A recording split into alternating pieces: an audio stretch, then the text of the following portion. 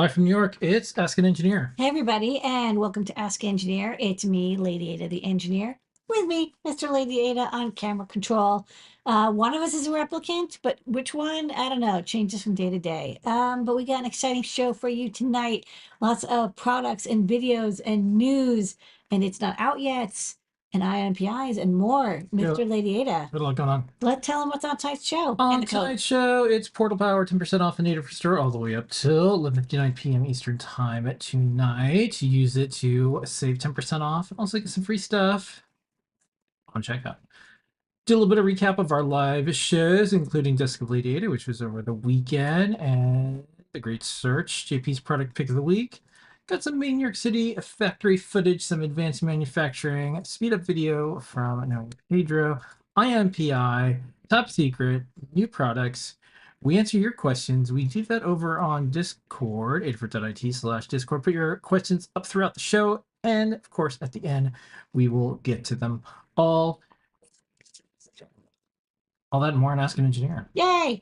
Okay, so first up, free stuff has changed a little bit, but it's because free shipping is going to be weird for the next week or so while we have FedEx as an option and some other shipping options while the UPS strike is looming. The latest update with that is the pilots at UPS said if there's a strike, we're going to not fly too.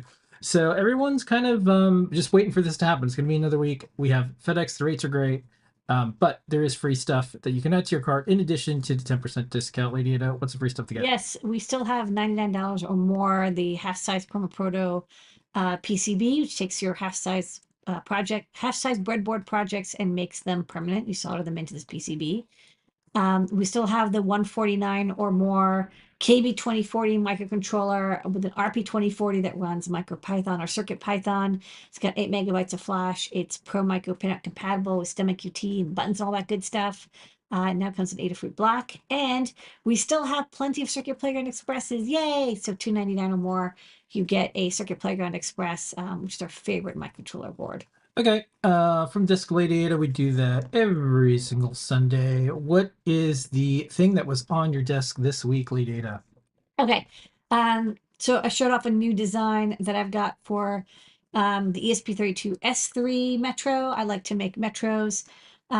It's a way for me to shove a lot of electronics into kind of a standard shape that lets people use shields and a lot of accessories that are designed for the Arduino Uno mounting hole and configuration. So this is an S3 feather with like the most flash and RAM. So it'll be very handy because we're going to be doing more experiments, and it's good to have lots of space to do that in.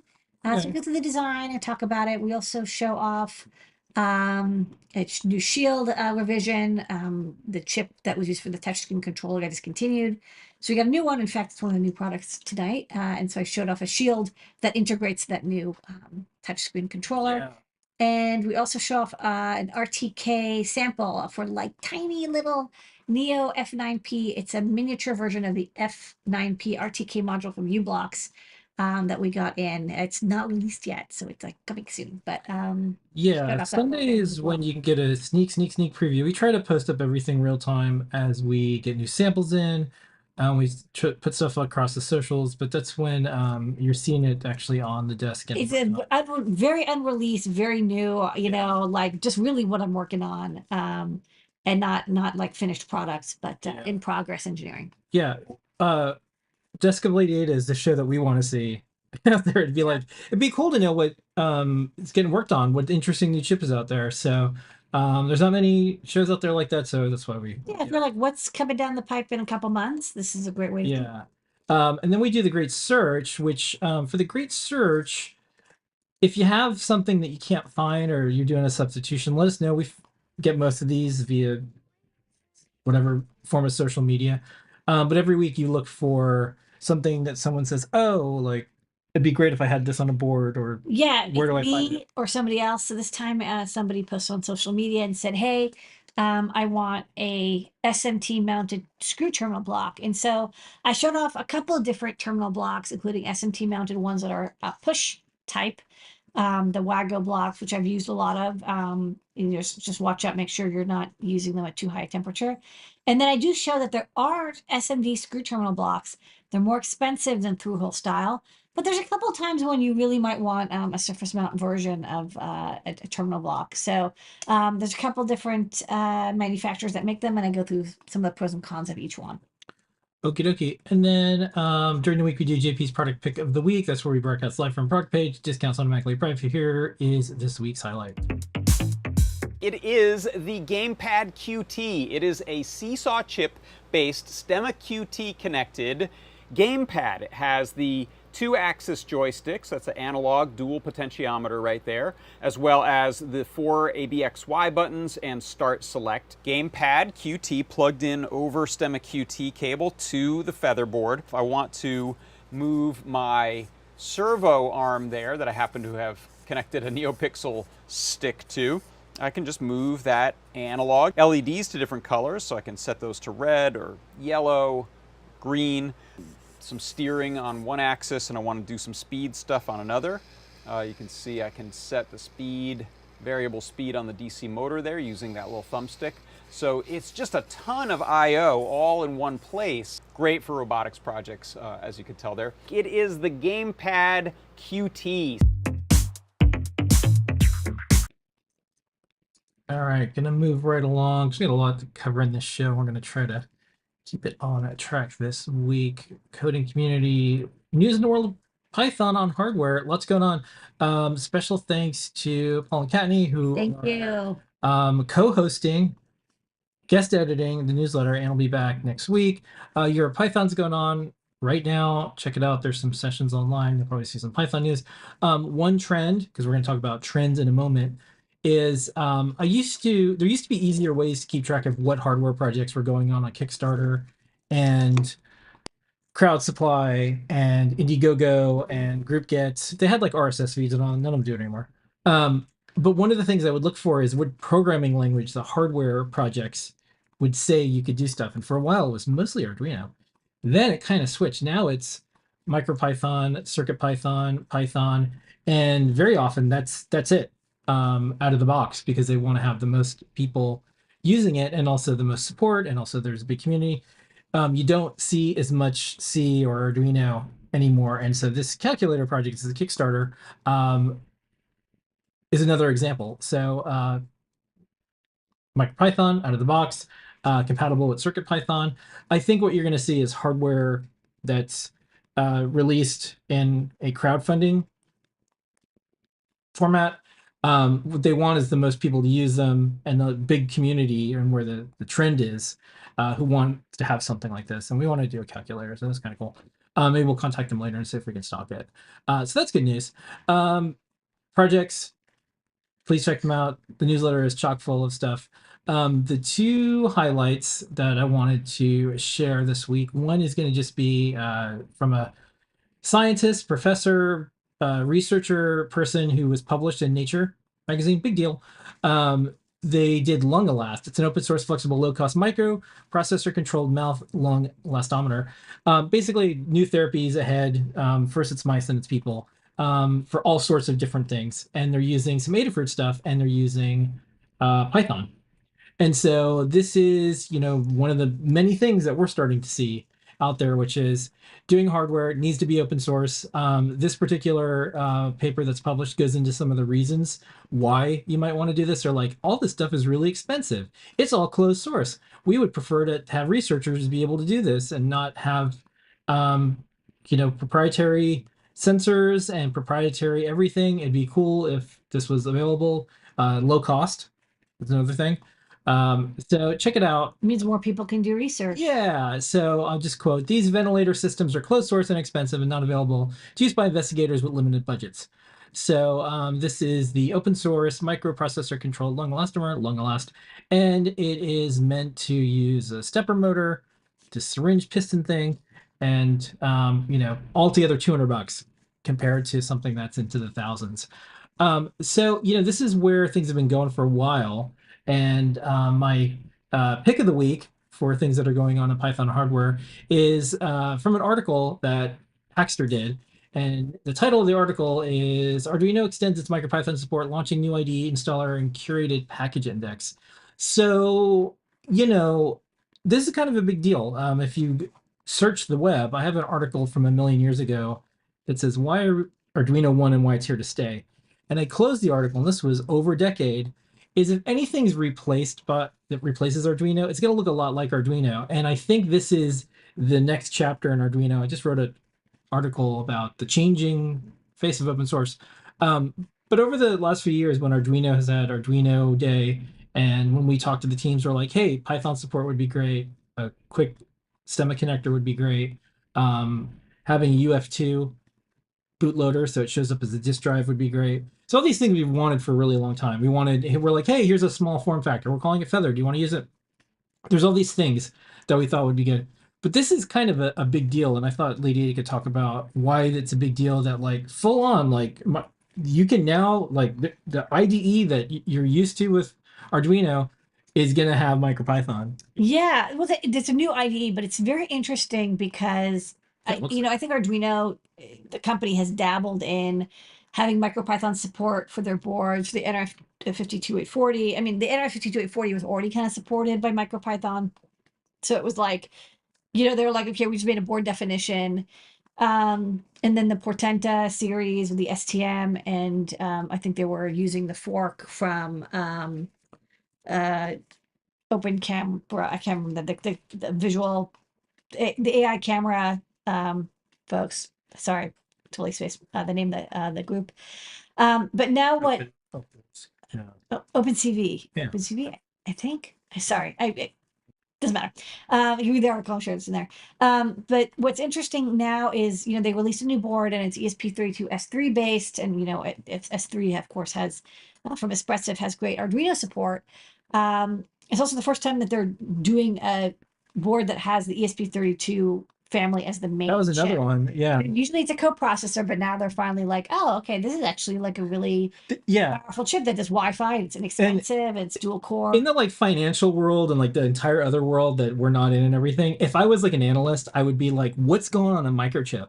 Like the people that make all the decisions that kind of have the developers from, I guess you'd say bottom up, but whatever, bringing the new technologies into companies and what chip you're going to use eventually to hundreds of thousands to millions of deploys in some way. Yeah. Now it's using microchip. Well, what's interesting is that, you had that article last week about investment in Arduino because they took a investment, and they got investment from ARM and Renesas, and they have a new, the new Metro the new Uno R4 that features the Renesas RA4M1 series, and that's an ARM Cortex chip. This is like the first time that's like a Tensilica chip is the main core. I think very interesting. But I think like the market wants this. Like people want to use the Espressif chipset. But now MicroPython has moved from just being okay, you can run it. It's not like the main story, but it's like a thing you can do. To now it's becoming, there's now tutorials that they've written. There's an installer that's really easy. I think, I'm sure they were inspired by our online web installer that we worked on for a year. We don't have any insights with the Arduino team anymore. And I put this in my article. And like basically there was a point where like we were doing lots of stuff with Arduino and then like we're essentially considered competition. I don't think so, but I get it. That's what I was told.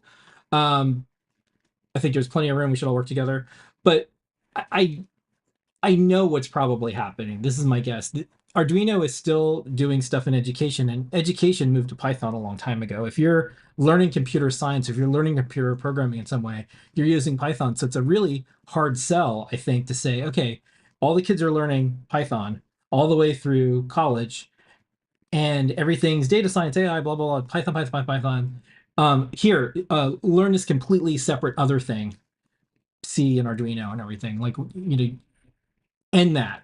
So, learn this and this when you can transfer that knowledge from one to the other. Python, you can be doing hardware. So I think they were getting a lot of requests. Definitely, I think education wants Python, but I also think there is, like as someone who's, we publish and support board support packages for Arduino. That is like a lot of work, right? Making a board support package for MicroPython or Arduino or CircuitPython, a new chip, not like, oh, I'm making a new shape with an existing chip. That's easy, but it's like, okay, we're going to add support for the Renesas chipset. TinyUSB helps with that for sure. If we use, if you get the USB core taken care of, which is in the Arduino. Mbed was supposed to work with it, but Mbed was supposed to do this, but Mbed got, ended, like they're over. Yeah. It's no longer supported by ARM, which is a bummer because it's like just like when people were starting to use it. What's interesting with this is Arduino might be saying, look, historically they would do a board support package for the, at Mega 32U4 or the SAMD21.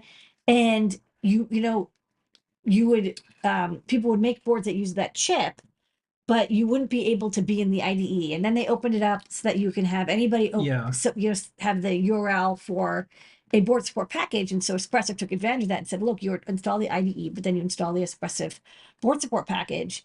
And I think, at first it's probably like, whoa, like, Arduino's kind of losing, they're probably like, whoa, we're losing control of the board support packages, but the Espressif BSP got very good.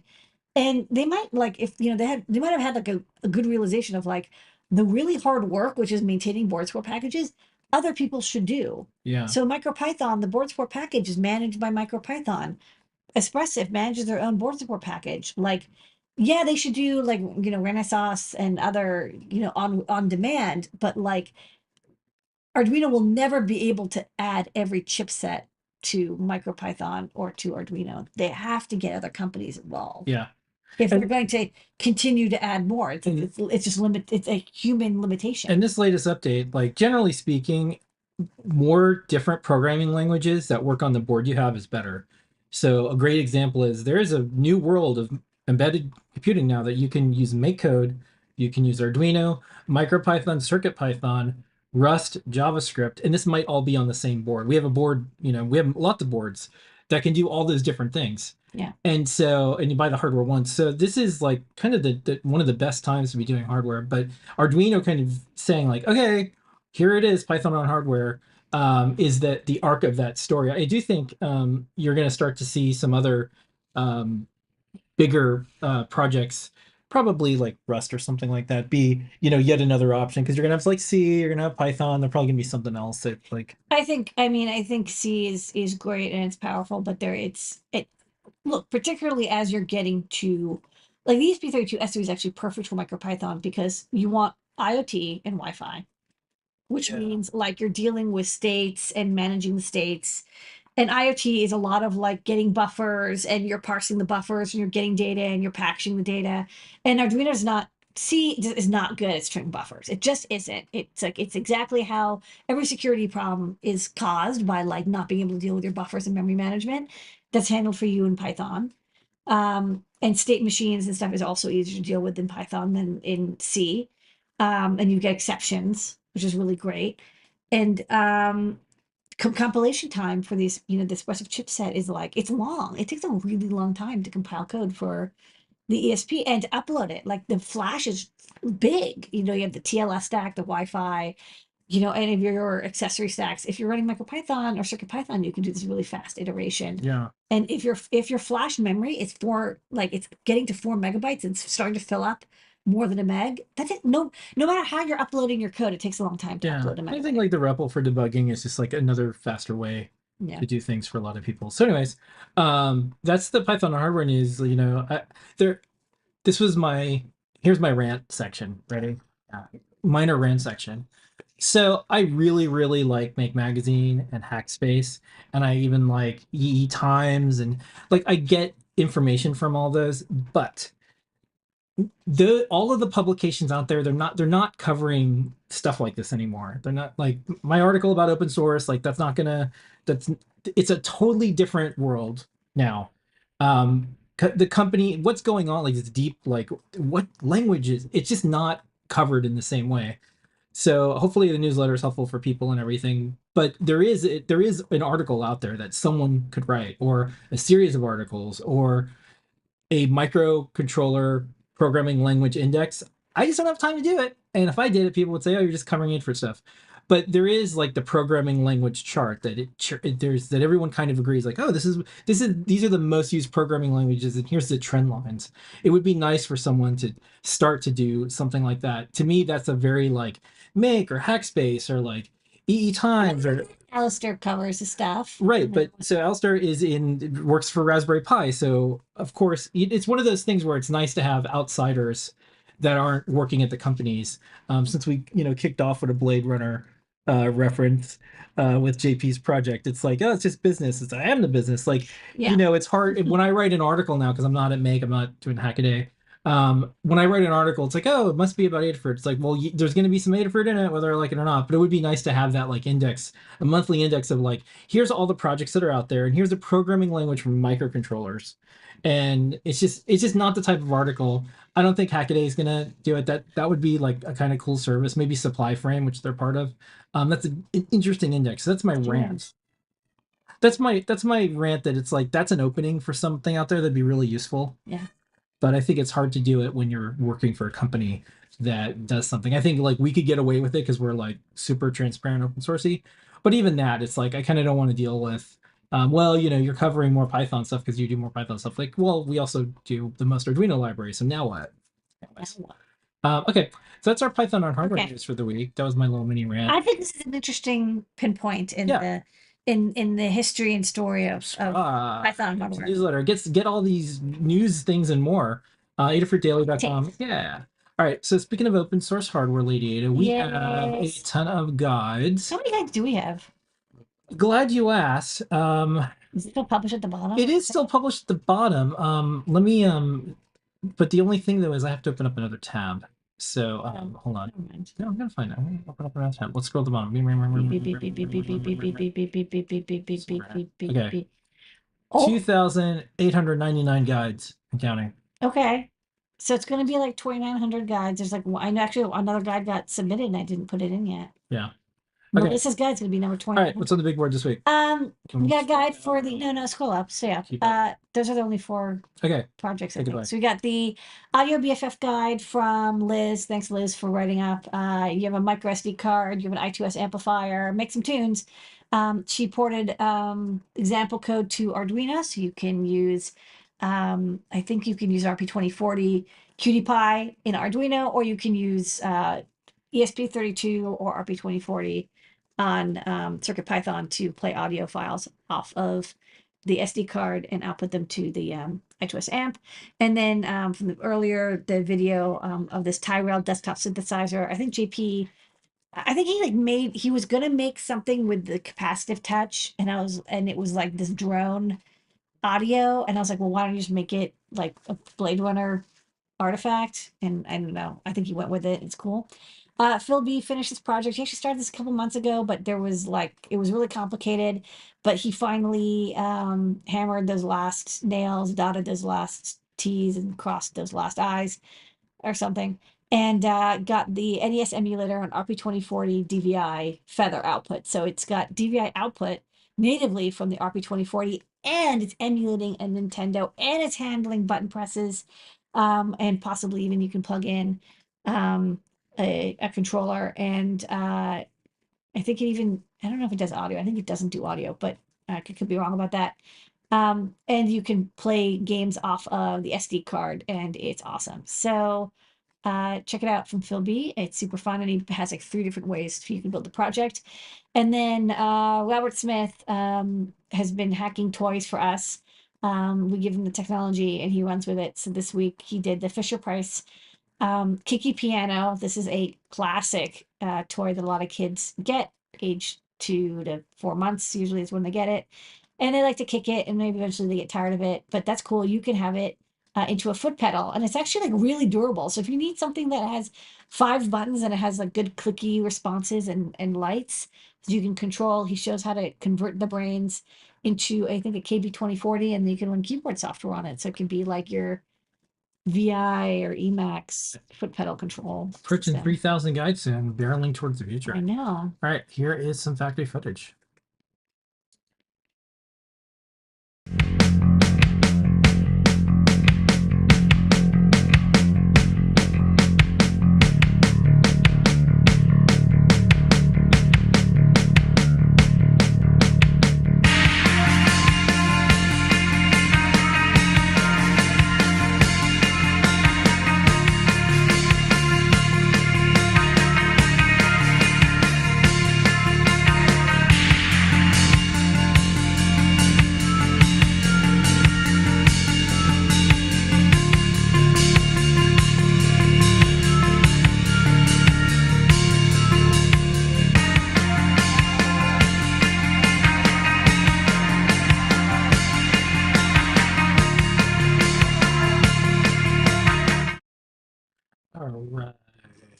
do some 3D printing. This week we have a speed up. Take it away, Pedro.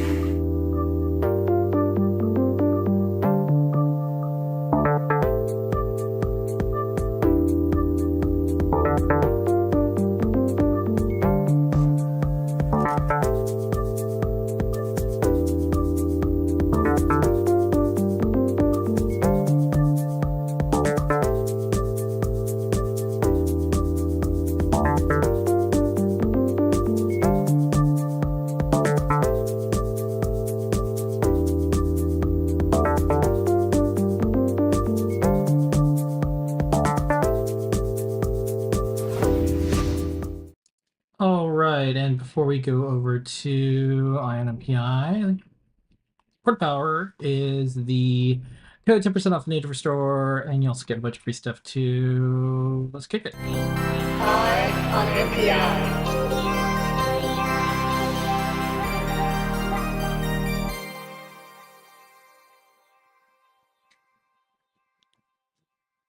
My name is Brian, brought to you by DigiKey and Adafruit. Every week we find the latest and greatest new things. This week is Texas Instruments Ladyada. What is this week's new product introduction? I'm glad you asked. This week's MPI is on the TI TPS 61022. It is a new all-in-one synchronous boost converter from TI. It looks like this. It's so small. It's a SOT 5X3, I think is the package. It's a little tiny 8-pin chip, but it's extremely powerful. This thing features a 5.5 amp integrated pass control FET on the inside and can give you 1.8 volts to 5.5 input and 2.2 to 5.5 output. It is adjustable, but pretty much it's a 5-volt boost converter that can give you up to 2 amps from a lithium ion or lithium polymer battery. It's small, it's inexpensive, it's powerful, and it's kind of all in one because it's synchronous, and it has the internal the pass transistor, the power transistor, internal to the chip. Also has a couple settings like PFM versus PWM mode, and has a power good output.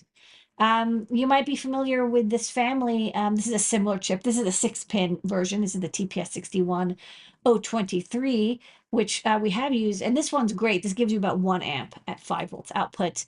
This baby we have in the stores are mini boost, which we expect you to put in a LiPo in, get 5-volt out, 1 amp. But a lot of people want more current, so that's why the TPS 61022, 033 comes in.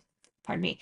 So you can see it's super easy to get wired up. You need basically only an input capacitor, an output bulk capacitor, and a inductor, half a microhenry or 1 microhenry inductor. The size of the chip is about 2 by 1.5 millimeters, and the inductor you'll see is about 4 by 4 millimeters. There is a feedback that you can use to connect if you want to have an adjustable output voltage. But if you just want 5 volts, turns out you can just tie the FB pin to, I think, V in. It'll automatically detect it and give you 5 volts out. We're familiar with the TI TPS series because we've used them a lot in our Power Boost chips. It's the Power Boost 500 and 1000. Our boost converters that we've used to get from 1 cell lithium ion or lithium polymer to 500 milliamps or 1000 milliamps, 1 amp. These are fairly old products. We've had these for probably almost a decade now. It's probably been like 6-7 years.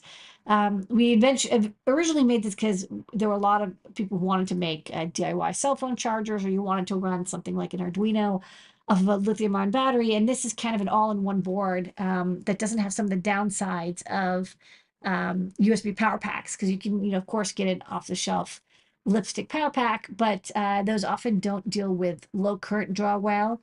And also they're not as easy to embed because they're kind of all in one. You can't change the battery size. So these boards are kind of designed for makers and creators who need 5 volts out and a chargeable battery in. So this one uses the PowerBoost 500 uses the TPS TPS 61090, and then the PowerBoost 1000 uses the TPS 61030. Those are 2 and 4 amp internal switch a piece. So the 2 amp one will give you 500 milliamps out.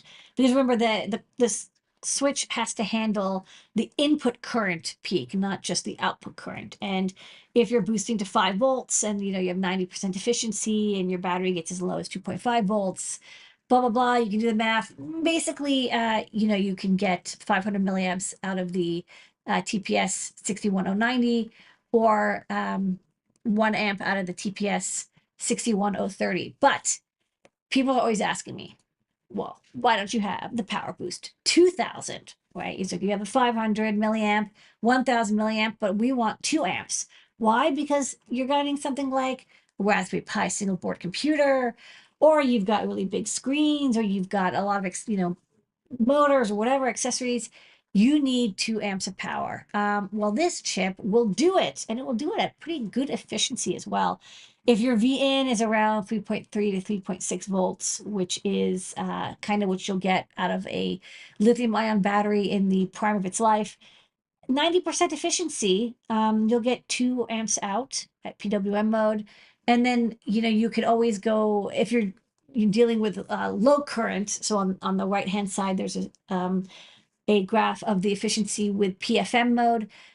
That's good for low current draw. So you see if you're dealing with 10 or less. Yeah, basically like if you're under 200 milliamps, you might or 100 milliamps, you might want to change to PFM mode. You'll get better efficiency. It's not good at high current. It's good at low current. So there's a GPIO pin, or IO pin that you can connect to switch between the two. Of course, whatever you're using with this Power Boost, the TPS chip, you'll need to know what the current is and adjust it. So it does require a little bit of finessing. It's not automatic. But there is a pin that you can use to easily control which mode it's in. It's a fully synchronous integrated boost converter, which is nice. You can see that one of the benefits of that is, of course, the bill of materials is less. You don't have to purchase a separate transistor or low forward voltage Schottky diode. Instead, it does it all for you with internal transistors that are very low RDS on. I think it's like 20 and 40 milliohm RDS on transistors. And it has a gate driver as well for you, which is super nice. It also means that the input and output are completely disconnected when disabled. The enable pin is off, which is really handy. So you don't have to worry about back powering. The body diodes aren't something you have to be concerned about, and there's no leakage through some Schottky diode. That mode pin on the left, that's for PFM versus PWM. There is a PG power good output. So you can use that to indicate LED or to connect to some other circuitry. It will tell you when the input power is sufficient to drive the output. Ground, again, feedback, you can use a resistor divider or just tie it to VN, and then the enable pin, which can be used for total low power disconnection of everything. It's a very small chip. Like I said, it's an 8-pin SOT 5x3, I think is the part number. And the layout they designed, they made the pin so in order to make it very easy for you to do the layout with very big, chunky copper pores. And you'll need those copper pores because remember, you're pulling about 5.5 amps through these traces. So the V in, V out inductor trace and the ground pads, you're going to want them to be very big. Of course, it's always better to do a 4-layer, but I think you get away with 2-layer, especially if you have 2-ounce copper on the outer 2 layers. Just make sure you have a nice big ground plane and a nice V out and V in plane, and you'll need the bulk capacitance as well. They do have some suggestions for, whether you want to use electrolytic or tantalum or ceramic. And then don't forget the thing that is going to provide power, so your battery, if you're using a lithium ion battery, you can use a single 18650 cell, or this is 3 parallelized and goes through a protection circuit. But you need this to be able to supply 5 amps also, which is non-trivial, right? So just make sure whatever pack you use or whatever battery or power source, you want to have a protection cell, but that protection circuitry can't trip before you hit the amount of current that you want to draw out of it. So just something to be to consider. When I first put together a chip, a boost converter with this kind of chip, was like, why am I not able to get, 2 amps out of it? Because my battery was current limiting it. Because that input has to be, again, much higher by the proportion of the input to the output voltage. Available digit. It's in stock. Lots of them. They're about $1 less in quantity. The TPS 61033. Sorry, I said 022. I got my numbers mixed. There is a 61022, and it's also a very good chip. I think that was the 8 amp version. But it's not a new chip. It's a little bit bigger too. But this one would be great. And the data sheet even says, yes, absolutely, you can get 2 amps out of this from a lithium battery, 5 volts. So this one is a perfect Power Boost 2000 chip. All right, and that's this week's great search. Sorry, NPI, which is a great search, sort of. High on NPI.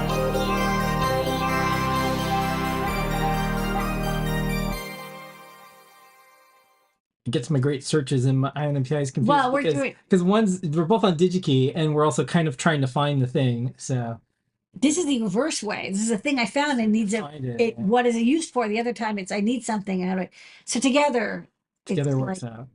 Yeah, I guess Peanut there's butter been jelly. there's been a time where there's probably been a great search and then an INMPI yeah. later. It's like, oh, one day that'll be out, and then it comes out. Okay. Port power is the code. Let's jump right into new products.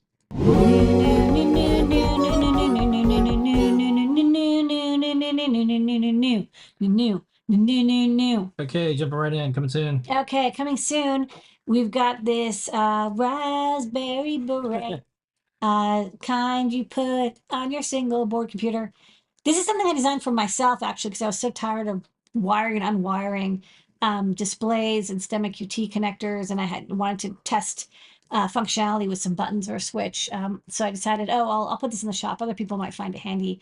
It's a very slim hat, a very tiny little hat that goes on your 2x20 Raspberry Pi. You get 2 tactile buttons on pins 5 and 6, one switch on pin 13, and an iSpy connector, which you can use to connect to our various OLEDs and TFTs and e-ink displays. It's got the SPI, DC, chip select, busy pin, IRQ pin, touchscreen, selector pin, whatever, all those. So you can, many of our displays now have it automatically. So you can definitely make your, like an e-ink display here, you just plug it in and you can use a fairly long cable and you don't have wires sticking out all over the place. And also a STEMMA QT port, very handy. This is coming soon. It's not ready yet. Next up. This one is kind of also-ish coming soon, but it's going to be in the store so quickly I might as well just cover it now. It's the TSC 2046. It's an SPI resistive touchscreen controller. We have in the shop a very similar sounding TSC 2007. That's the I2C version.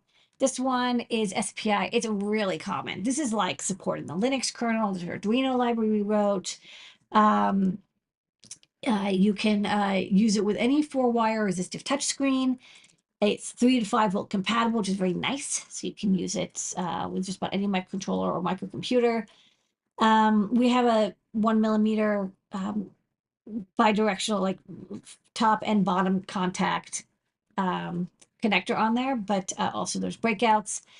It is SPI, so there's more pins than I2C, but you get an IRQ, so it tells you when the touchscreen's been touched. Busy pin, you let me know you can tell when it's doing a touch. And there's also 2 VBAT and auxiliary are 2 ADC inputs. So it's actually going to be handy if you're on like a single board computer or something where you want to measure a battery voltage and you don't want to like wire up an ADC just for that. This has a input that is 2 times, there's a resistor divider already in it, so it can measure 2 times whatever your power is. So like 2.5 volts, I think, is the AREF. It can give you up to 5 volts input. It's a nice little resistive touchscreen controller. We'll be using it in some future breakouts. Next up. Next up, more swirly grids. Scott loves these. He's designed some more for me. This is a 2x10. This is a 5x5, and then we have the biggest 10x10 size. But we have various sizes. It's basically each block is 0.6 inches. So it's either 6 inch by 6 inch, 3 inch by 3 inch, or 1.2 by 6 inch. Maybe I'll hold them up. Yeah. Or I could show them on the overhead for different Yeah, sizes. which do you want to do? Um, Up, or do you want to do overhead? let's do overhead because I think the overhead. Oh, sure. Okay, so this is 1 second. Autofocus. Oh, it's too autofocusy. Yeah, they're still in the plastic bag. Yeah, but going. Okay, so this is the 10 by 10. And somebody asked, I think, like last week, why are these aluminum and not PCB? I think that like FR4. First off, these are a lot easier to machine. You could drill and cut them, and you shouldn't be doing that with FR4 because you're going to get fiberglass dust. Whereas this is just aluminum, so there's a lot of tools that can handle cutting, drilling, filing, bending aluminum. Also, it's not too bad to have it be conductive. You might want a gigantic ground plane, say, but definitely easier to machine and work with. So I think for roboticists, this will be handy. You could also bend these, which I could see, if you have a break, you could use this to make cuts and bends and to turn these into different shapes. So this is the 5x5 grid. So this is 3 inches by 3 inches. We also already have the 5x10, which is 3 by 6 inches, and then this one is 6 by 6. Of course, you can take this and you can cut this, and you have a hacksaw, cut it down, but probably more convenient just to get the size that you need. And then finally, I kind of like this ruler-ish size.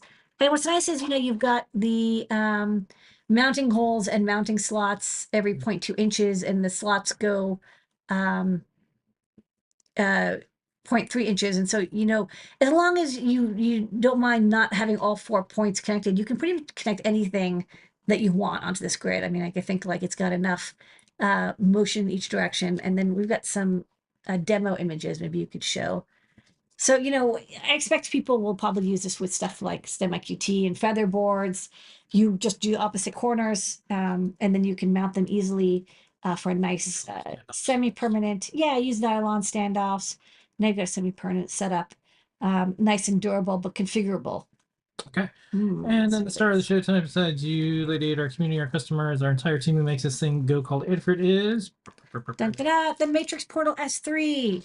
So we have Matrix Portal. Well, we actually did just have Matrix Portal M4s back in stock. But here's the thing. I'm not going to get more SAMD 51s till 2024. You don't want to wait that long. So what we did is we designed a board that's basically drop-in compatible functionality to the SAMD 51 based Matrix Portal, but it's $5 less. Features the ESP32S3, has great RG Matrix support, and improved a couple of things as well. There's now mounting holes, and now you can either plug it in the bottom or you can connect from the top. So if you look at the first video graphic, you see there's a cable that connects. So you no longer have to have it attached to the back. We're poking at the port because somebody's going to ask me, how big can you drive? You can drive up to 128 by 128 pixel grid, which is, I think, hold on, let me get a calculator. Second. So 128 times 128. So 16.4 kilopixels. But of course, it doesn't have to be 128 by 128 square. It's just like the total number of pixels is that many. So if you're using like 16 by 32 panels, that would mean you can, let's see, divide by 16 divided by 32. You can do 32 panels. If you're doing 64 by 64, you can do 4 panels. If you're doing 64 by 32, you can do 8 panels, whatever, however the math works out. That definitely works, but we're going to try to poke it and make it be able to drive even bigger displays. Of course, it's got Wi-Fi built in. In Arduino, there's even Bluetooth Low Energy support. It still has the accelerometer, USB Type-C for power, STEMMA QT port, buttons, NeoPixel for indication. It's a really easy solderless way to get started with RGB matrix displays. And thanks to maker Melissa, the CircuitPython matrix portal library, it automatically detects which version you have, this one or the previous. And she tested every example that we have, and they all work, all of our demos. So you can pick this up if you don't want to wait till next year to get a matrix portal M4. And I think this is also going to have much better Wi-Fi speed support. So as we do more cool wireless projects, the S3, is going to, because there isn't a secondary chip, it's all in one. It's going to do a great job. Let's go products.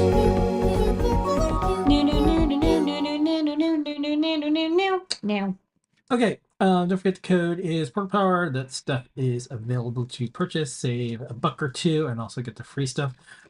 We have some questions lined up, but we're going to do top secret and then we'll bounce to the questions. Don't forget you can put your questions up in Discord, adafruit.it/Discord. Let's do a couple of videos for top secret and then we'll do some little bit of Ladyada, what we're working on, and then we'll bounce over to questions. Yes.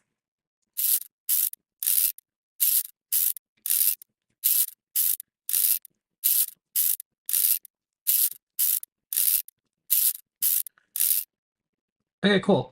First up is we got these U-block samples. The little lady will talk about that, and then we're gonna play a video at the end. And we got some new designs. So here we go.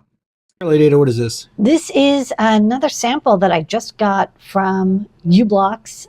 Thanks, Michael, to sending these to me. So this is a uBlocks Neo F9P. So this is a new tiny version. You can see this kind of cool 3D construction, the uBlocks chip and crystal and all that in there. And this is an RTK module, so you can do centimeter precision location using a base station. This is how big the previous version was. So it's like half the size. Small enough, you could fit it on like a feather board or like maybe even like a cutie pie board. Kind of nice.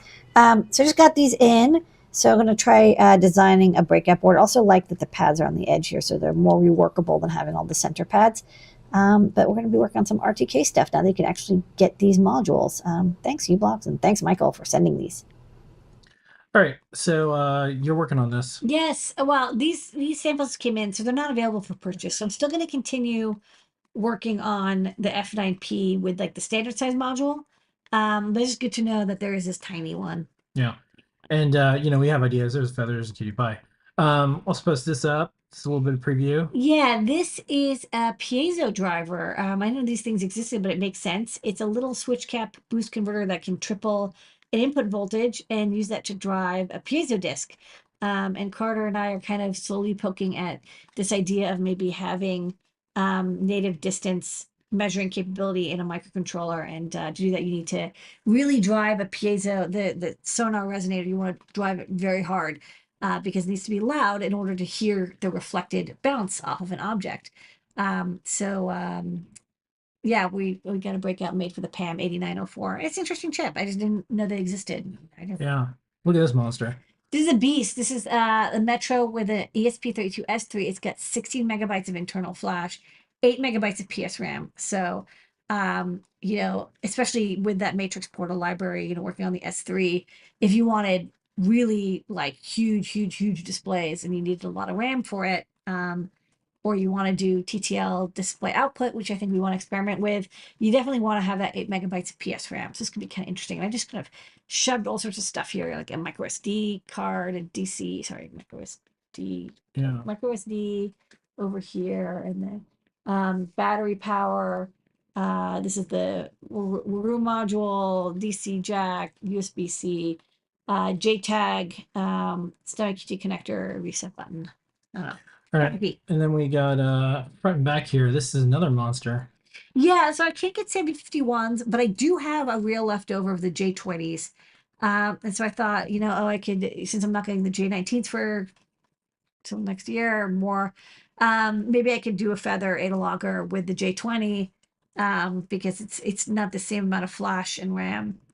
Yeah, I don't know, but it's still an interesting idea. I think, we could get through this reel and then maybe we'll get more chips in 2024, maybe earlier than that. So this one is an analogger. It has a micro SD card in the back. Okay, and then the next one, Aaron is working on a tutorial. So you can get these Wi-Fi USB Teddy Ruxpin bears, probably like a couple $100 worth of animatronics in here off eBay for like $10. But maybe you don't want a teddy bear, so we're going to show you how to skin them and put a different body on them. So this is Figment, which a lot of people know, Disney character. Check it out. Moving in the room. Come dream with me tonight. Teddy. Hey, Teddy. Huh? Oh, hi, Grubby. What's going on? Well, Teddy, I'm just a little confused. Confused about what? About bears. You are? Yeah. I thought that bears were bears. And that's top secret. We'll have that guide soon. All right. Rolling right into questions, Ladyada. We have them lined up here. Okay. Here we go. Okay. First up, is there any way Adafruit could supply a large LCD light valve? I've been looking for solutions for electronics ND filters for cinema cameras, and I think it'd be a great solution. You know, I don't know. That valve is kind of the biggest one. They're usually used for welding helmets. So maybe go and get one of those full face welding helmets, and you could take the filter off of that, and then you just give it like 12 volts DC to turn it on and off. Okay. Person is fairly new to the world of Adafruit and feathers. Do all the wings work with all the feathers? Can they be mixed and matched? 99% of all feathers and feather wings work together. There's a few weird exceptions. Like there's a RGB matrix feather that says like this is for the NR52840. If it doesn't say specifically, then they're generic and it will work with all of them. So like the GPS feather is one that doesn't work on the ESP8266, but we say that clearly. This is like it doesn't work with the 8266, but it works with everything else. But pretty much all the feathers can work with any of the wings. You can't always stack multiple wings because the pins have to not collide with each other. But yeah, you can have multiple wings with a feather, but you can't stack feathers on top of feathers. People do that sometimes. They're like, why didn't this work? And I'm like, you're not supposed to do that. Don't take two microcontroller boards and connect them on top. That's very weird. Yeah. You're supposed to put multiple wings on a feather. The idea was you could have 2 wings per feather. But some people can go to 3. How sped up are the videos of the pick and place and selective solder machines? How fast do those things actually move? So the selective solder machine, you'll be able to tell when it's sped up. This pick and place looks like it's The sped up. place is It looks like it's that's sped up. fast. Yeah. But we have probably 6-7 years worth of manufacturing videos. The ones to look at where you want to see if it's sped up, because usually there's human involved. When the human is like moving super fast, that's obviously sped up. But maybe next one that I cut, I'll do like regular speed and then sped up, and I'll try to mention it in the chat. What section is which. But if you see a person go by, and it's the selective solder, that one it does move slow.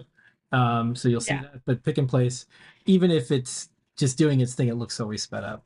Next up, so you were talking about the Power Boost before. Do you think there'd be a Power Boost 2000 in the works? Well, I think what I'm going to do is like a mini boost, a little breakout just to get started. But then, yeah, I probably should redo the Power Boost. I will say that there's a lot of boards that need to be redone. I don't know when I'm going to redo those. So there's no ATA. Like I have to do all the Pi TFTs over. I have to do the feather TFT wings over. I have to do a bunch of e-ink displays over. So there's a long line of things that didn't really do a great job of making it through the chip shortage and have to be revised, and they're pretty big revisions. Okay. What's the refresh rate like on these tricolor e-ink displays nowadays? Tricolor e-ink displays are usually 15 seconds. Okay. What does the 4 and FR4 denote? Wikipedia say there are other grades of FR circuit board, but doesn't explain what the 4 specifically means. I don't know. Probably 3M knows. I bet they came up with the name. Okay. This person wants to take their skills to the next level, but they're too young to go to E school. Is there any supplementary resources on circuit theory that you can recommend? It's actually quite tough to learn circuit theory. So the question is, if you want to learn analog or you want to learn digital, there's definitely like open courseware. It's intense, but you could take that. There's the Forrest Mims books that they do cover a little bit of theory. Some people are going to say get Art of Electronics, and they're totally wrong. Art of Electronics does not teach circuit theory. It's a reference guide, which you can read once you know theory. I don't know. I'm going to make a suggestion. Yeah. Come up with the project that you want to do, and that'll help tune your resource list, because this is a really hard thing. It's like circuit theory. It's like, I want to learn mechanical engineering. It's like, for what? But one thing you can do, and we've seen this, we can give you some success stories. There's people that have said, I want to go down this path, I'm too young. They started a project. They would pop in on like Desk of Ladyada or Ask an Engineer. Like they want to build a drone, or they want to build like a go-kart. Yeah, and they would have a resource, our live show each week or our forums or whatever, and say, I'm trying to do this. Where do I go? Like if you want to learn power electronics, Yeah. build a motorized scooter. A Like robot. everyone I know who does robots and motorized scooters is like so good at power electronics, and I'm like, I don't know any of that stuff because I never Yeah. got into power scooters. So I'd say, you know, pick a project and that'll help lead you to, because it's hard to say, okay, circuit theory. It's almost like I want to get into theoretical physics, which is cool. But if you wanted to build a thing, you're going to need a specific application. And that's when you, the work goes into like, oh, I want to learn this little piece, this little dent of knowledge to build the thing versus like, I want to circuit theory. Yeah. It's hard. Okay, next up. Can the U-block do centimeter accurate altitude? You know, I don't know because I've actually never looked at the altitude output, but I bet it does because it just does, you know, it does time of flight, whatever distance from your known base station. And so for it to know where you are, it must have full 3D. So I'm imagining it does approximately centimeter X, Y, and Z. And as noted in the chat, so you were up to 300 redesigns. We're up to 400, and we were We're gonna gonna finish 400 this weekend. Yeah. A break. Yeah, so we're up to 400 redesigns, and we were gonna we're gonna celebrate in some way. We're gonna make a joke like, let's do 420 and have like psychedelic and stuff, blah blah blah. But it's probably kind of an easy joke to do. So we're gonna do something with 400. If anyone has any ideas, it's not like anniversaries or birthdays. Like, what's the anniversary medal of 400? Because Yeah. like, you know, people. Not elves or anything. Yeah, we're not elves. So we'll see. Replicants. Yeah, we'll see. And replicants have a fixed lifestyle. TikTok. Lifetime. They do. What is it, like 35 years? Yeah, there was I think it was it was supposed to be a continuation of the Blade Runner series where this uh the replicants would go in cryo, and that way they could live longer. Not they could still do the number of days they have left, but they could go in cryo and they could last longer because the clock wouldn't always be Yeah. you know, ticking. Yeah. They'd be on pause, but Yeah. you know, 7 years, 4 years sometimes. It all depends on the replicant and what version of the story Yeah. you read. So anyhow, we have 400 redesigns, and we'll see what type of celebration that we do. We'll come up with something fun or whatever. But I was thinking about this when we look back at these shows one day. We're gonna sound like you know, Depression era. Like, I remember when I was waiting in line for food. I remember, like, it's gonna sound so weird maybe that it's like, and it's in stock. It's like, what do you mean? Like, I know. what do you mean? Like, Well, why there are we was, you know, there was the chip shortage of like 2008, but it was nothing compared to this. That was like, Yeah. you know, we were out of stock for wasn't like 3 that. months or something. Yeah. This we were out of stock for like 2 years, and I actually think it really like fucked up a bunch of engineers. Like I know people who were like, Oh, it really messed up everybody. Really, like mentally, it messes you up It because messed up you companies, have people, no opportunity like, costs, you what name can it. you do? Yeah, Terrible. there's so many different. This is a very different world, you know, post COVID chip shortage and everything. It's very different from the nature of work, how people work, to just how investments happen when companies, how some people are deciding to do Yeah. hardware now. Lots of different decisions, and also there's a group of people that for 3 years are told they couldn't get something, and they were lied to, and they're never going to go with that chip vendor again. There's a lot of that. Every engineer has that company that they're like, I will Actually, never use their stuff again. when I interviewed Prusa for my article, he's like, ST screwed us over. Like he's like they need to pay the price. They screwed me over a little bit too. Not as bad as microchip, but they did. Yeah. So there's like, it's like, I wonder why that engineer doesn't use that chip. It's like there's gonna be a lot of stories like that. Yeah, it's like the opposite of like, oh, I used this chip in college until I really liked them. Now it's like this chip during the great shortage. This is what happened to me. Yeah. All right. So them's the questions. Okay.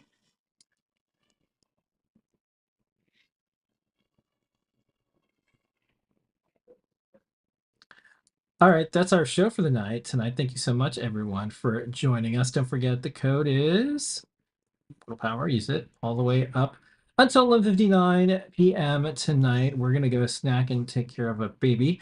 So thank you so much, everybody, for joining us. This has been an Adafruit production. Bye, everybody. Here's your moment of Xener. Have a great night.